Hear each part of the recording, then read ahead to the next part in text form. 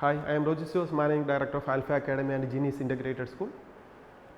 നമ്മളൊരു ലൈബ്രറിയിലേക്ക് ഒരു പുതിയ അറിവ് നേടാനായി അതിൻ്റെ റെഫറൻസിന് വേണ്ടി ലൈബ്രറിയിലേക്ക് കയറുമ്പോൾ ആ ലൈബ്രറി ഒരു ഡിസോർഡർ ആയിട്ടുള്ള ഒരു ലൈബ്രറി ആണെന്ന് ഇരിക്കട്ടെ. ആ ലൈബ്രറിയിൽ ഇരിക്കുന്ന പുസ്തകങ്ങളൊക്കെ പല സ്ഥലങ്ങളിലാണ് ഇങ്ങനെ വെച്ചിരിക്കുന്നത് എങ്കിൽ നമുക്ക് ആവശ്യമുള്ള ഒരു സബ്ജക്റ്റിനെ ബേസ് ചെയ്തിട്ട് ഒരു ബുക്ക് സെർച്ച് ചെയ്തെടുക്കണമെങ്കിൽ എന്ത് ബുദ്ധിമുട്ടായിരിക്കും ഉണ്ടാവുക.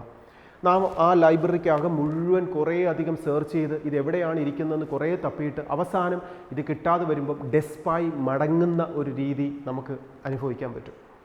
ഇതുപോലെയാണ് ധാരാളം വിദ്യാർത്ഥികൾ പഠിക്കുന്നത്.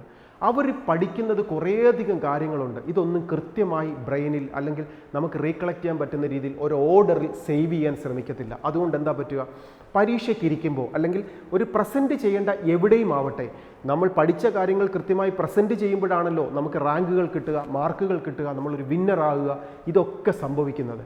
അപ്പോൾ ഒരു ഓർഡറിൽ വെച്ചിരിക്കുന്ന എന്ത് കാര്യങ്ങളെയും കൃത്യമായി സെർച്ച് ചെയ്തെടുക്കാൻ നമുക്ക് ഭയങ്കര എളുപ്പമായിരിക്കും. നാം നോക്കുക, ഒരു ലൈബ്രറിയിലേക്ക് കയറി കഴിഞ്ഞാൽ ആ ലൈബ്രറിയിൽ എല്ലാം കൃത്യമായി ഓർഡറിലാണ് അടുക്കിയിരിക്കുന്നത്.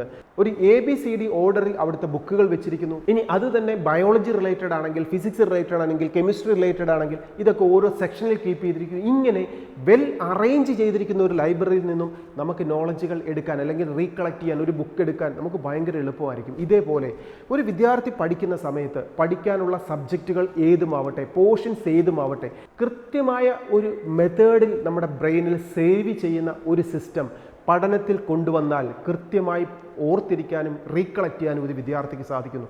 പഠനത്തിൽ എപ്പോഴും ഹാർഡ് വർക്ക് ചെയ്യുന്നവരല്ല വിജയിക്കുക, മറിച്ച് സ്മാർട്ട് വർക്ക് ചെയ്യുന്നവരാണ്. അപ്പോൾ സ്മാർട്ട് വർക്കിനകത്ത് കുറേയധികം മെത്തേഡ്സുകളുണ്ട്.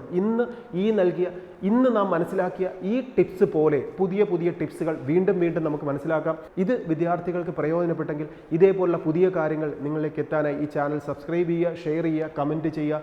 വീണ്ടും പുതിയ പുതിയ ടിപ്സുമായി വീണ്ടും കാണാം. Best wishes.